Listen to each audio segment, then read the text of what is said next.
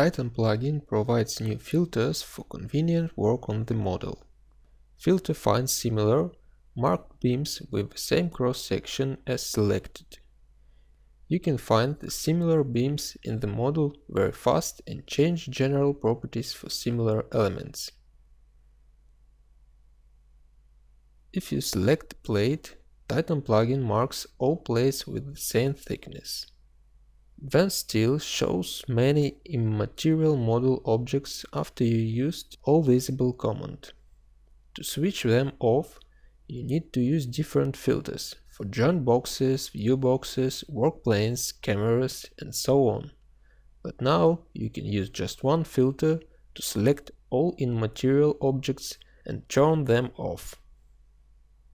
You can use filter No Need Detail to find non-specific members of the model.